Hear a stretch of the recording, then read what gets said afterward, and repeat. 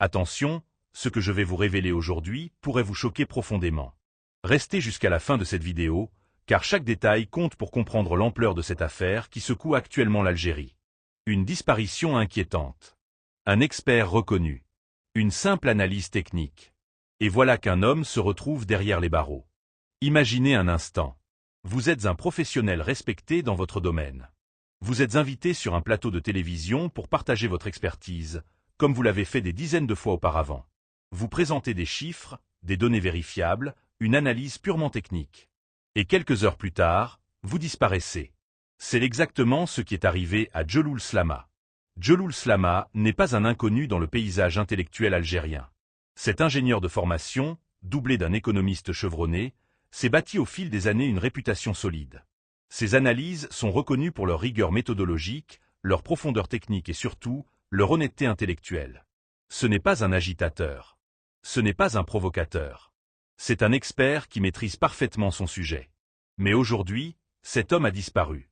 Sa disparition a déclenché une onde de choc puissante dans les milieux intellectuels algériens. Les universitaires, les chercheurs, les économistes, les journalistes, tous se posent la même question angoissante. Comment est-ce possible? Comment un pays peut-il faire disparaître l'un de ses cerveaux les plus brillants pour avoir simplement fait son travail? Alors, qu'est-ce qui a vraiment provoqué cette interpellation? Accrochez-vous bien, car la réponse est aussi simple qu'effrayante. Djeloul Slama a été arrêté immédiatement après être passé à la télévision. Quelques heures seulement après la diffusion de son intervention. Pendant cette émission, il avait livré une analyse détaillée et critique du projet minier de Garj Bila, un projet que le gouvernement présente comme stratégique pour l'avenir économique du pays. Mais attention, Slama n'a pas fait de politique. Il n'a pas insulté le gouvernement. Il a simplement analysé des données économiques. Le projet de Garj Bila est censé être la nouvelle mine d'or de l'Algérie. Le pouvoir en place en a fait un symbole de renouveau économique, une promesse de richesse nationale. Les discours officiels sont triomphants. Tout est présenté comme une révolution économique imminente.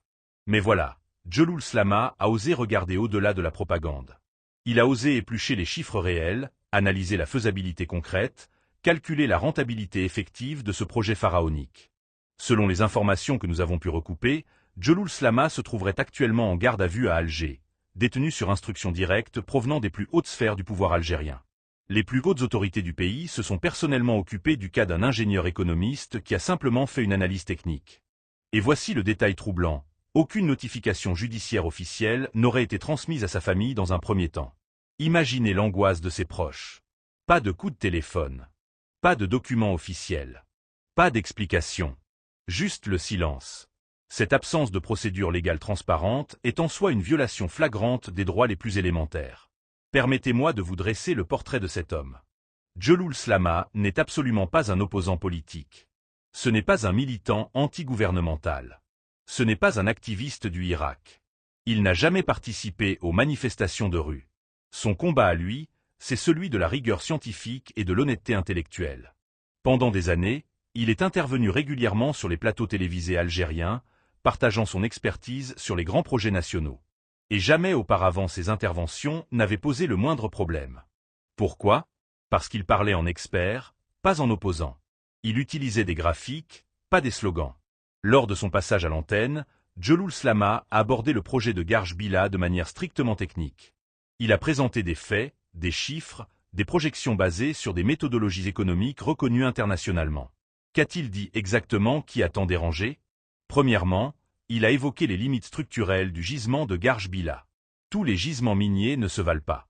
Le gisement de Garj Bila présente des défis majeurs qui peuvent compromettre sa viabilité économique. Deuxièmement, Slama a souligné la qualité relativement faible du minerai présent dans ce gisement. La qualité du minerai détermine directement la rentabilité d'une mine. Dans le cas de Garj Bila, la concentration du minerai serait insuffisante pour garantir une exploitation vraiment profitable à court ou moyen terme. Troisièmement, Slama a attiré l'attention sur les investissements colossaux nécessaires en infrastructures. Le site se trouve dans une région isolée, difficile d'accès, dépourvue des infrastructures basiques. Des milliards de dinars à investir avant même d'extraire le premier gramme de minerai. Quatrièmement, il a mis en lumière les difficultés logistiques inhérentes à l'isolement géographique du site. Comment acheminer l'équipement lourd? Comment évacuer le minerai extrait? Chacune de ces questions représente un défi majeur qui se traduit par des coûts supplémentaires significatifs. Et voici la conclusion qui a tout déclenché. Selon ces projections, la rentabilité effective du projet de Garch-Bila ne pourrait être atteinte qu'aux alentours de l'année 2050. 25 ans d'attente avant que ce projet génère des bénéfices nets pour l'Algérie. L'Algérie d'aujourd'hui fait face à des besoins économiques urgents et immédiats. Le taux de chômage des jeunes est alarmant. La population attend des résultats concrets, tangibles, rapidement. Dans ce contexte, investir des milliards dans un projet qui ne sera rentable que dans 25 ans est-il vraiment la priorité? Ces propos, pourtant mesurés et argumentés, ont été massivement relayés sur les réseaux sociaux algériens. Partout, des extraits de son intervention circulaient, étaient partagés des milliers de fois. Slama avait osé dire tout haut ce que beaucoup pensaient tout bas.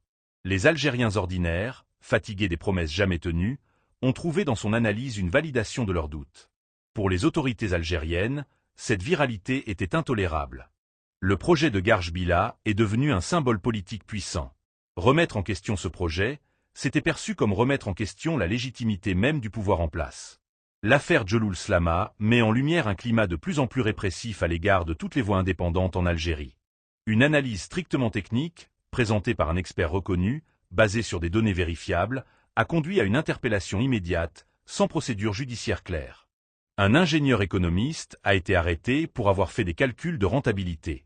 Cela illustre l'intolérance croissante du régime algérien à toute forme de discours qui ne serait pas parfaitement aligné sur la communication officielle.